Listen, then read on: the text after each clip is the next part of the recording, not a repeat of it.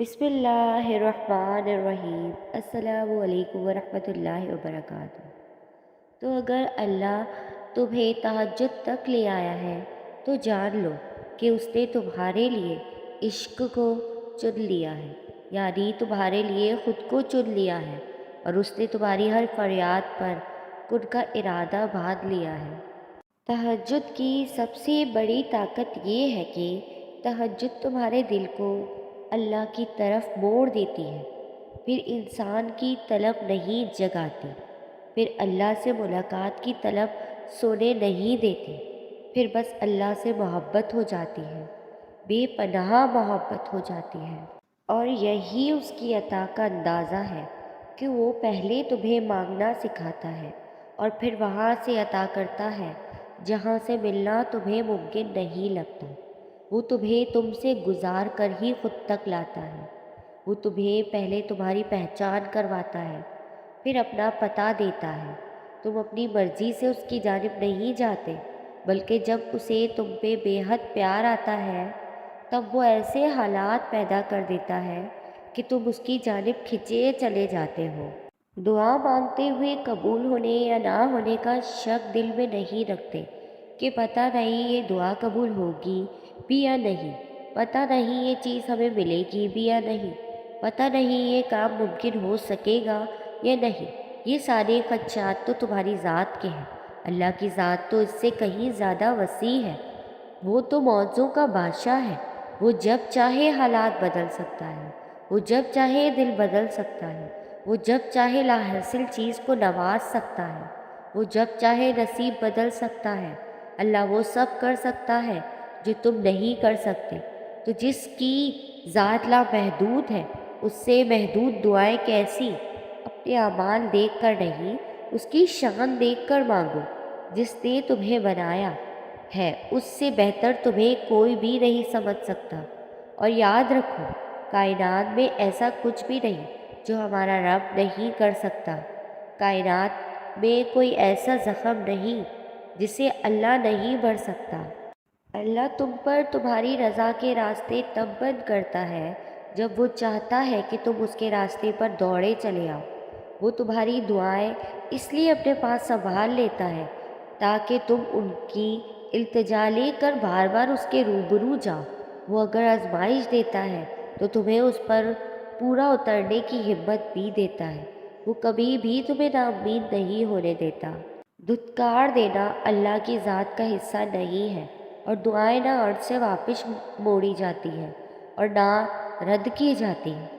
हाँ, कभी कभार हमें यूँ लगता है कि जैसे हमारी दुआएं कबूल नहीं हो रही, जैसे अल्लाह हमें सुन नहीं रहा, मगर ऐसा होता नहीं है। अल्लाह हमारी हर इल्तिजा को सुनता है जो मुंह से कह दी जाती है और जो हम चाह कर भी नहीं कभी कह पाते। बस कभी कभार वो हमारा सब्र आजमाता है, हमारी मोहब्बत का इम्तिहान लेता है कि क्या मेरा बंदा मुझ पर इतना यकीन रखता है कि मेरी रज़ा के लिए इंतज़ार कर सके, मुझे राज़ी करने के लिए सब्र कर सके। फिर जब हम उसकी रज़ा के लिए अपनी मनपसंद चीज़ की कुर्बानी देते हैं तो वो फिर उसके सिले हमें सारी वही मनपसंद चीज़ बेहतर बनाकर वापस अता कर देता है। और अल्लाह उस मोहब्बत को कभी अधूरा नहीं रखता जिसका राजदार उसके सिवा कोई ना हो, जिसका ताल्लुक़ पाकीज़गी से हो, जिसके लिए इंसान अल्लाह से रुजू करता है। याद रखो, अल्लाह हमें हमसे गुजार कर ही खुद तक लाता है, तभी तो मोहब्बत उस तक पहुँचने का सबब से अहम ज़रिया है। और अगर किसी दुआ का जवाब अब तक नहीं आया तो थोड़ा सब्र रखो, क्योंकि उस दुआ को अल्लाह ने बेहतर वक्त के लिए अपने पास संभाल रखा है।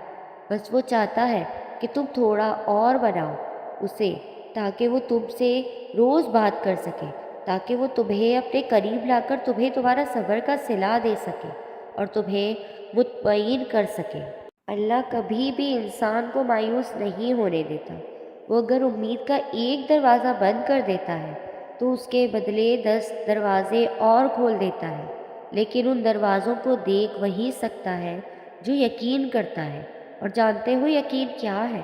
तब भी आगे बढ़ना जब ज़िंदगी थका कर गिरा दे, تب بھی مسکرانا جب مسکرانے کی کوئی وجہ نہ ملے، اور کہنا تو راضی تو میں بھی راضی، اس چیز کے لیے ہاتھ اٹھانا اور گڑ گڑانا جس کا ملنا ناممکن ہے۔ یہ یقین کی وہ کیفیت ہے جب انسان کا دل چیخ چیخ کر کہتا ہے میرا رب قادر ہے ہر شے پر۔ جب انسان یہ یقین کر لیتا ہے تو کیسے ہو سکتا ہے کہ پھر وہ دو جہانوں کا بادشاہ اسے اپنی طاقت کے جلووں سے محروم رکھے۔ پھر تو میرا رب کہتا ہے تو نے اب مجھ پہ یقین رکھا ہے نا، تو پھر دیکھ میں کہاں کہاں سے کیسے کیسے اسباب پیدا کرتا ہوں۔ پھر وہ وہاں وہاں سے وسیلے بیچتا ہے کہ انسان دیکھتا رہ جاتا ہے، بس پھر ہر محرومی سے وہ انسان کو آزاد کر دیتا ہے اور اپنی محبت کی قید میں رکھ لیتا ہے، اور جس کو وہ اپنی محبت میں قید کر لے اس کے مقدر کی تو کیا ہی بات ہے۔ وہ معجزے کرنے پہ آتا ہے تو مجال ہے کسی چیز کی جو رکاوٹ بنے۔ میرا رب تاک راتوں میں جلتا ہوا وہ چراغ ہے جس کے نور سے دو جہاں مہکتے ہیں۔ وہ پھر دعا مانگنا کبھی مت چھوڑنا، اور اس یقین کے ساتھ مانگنا کہ وہ ہر حال میں دے گا۔ پھر دیکھنا تمہاری دعاؤں کے جوابات ان صورتوں میں آئیں گے کہ تم مطمئن ہو جاؤ گے۔ آپ کو میری ویڈیو پسند آئی ہو تو لائک، کمنٹ اور شیئر کریں، اور میرے چینل اسما یوسف کو سبسکرائب کریں۔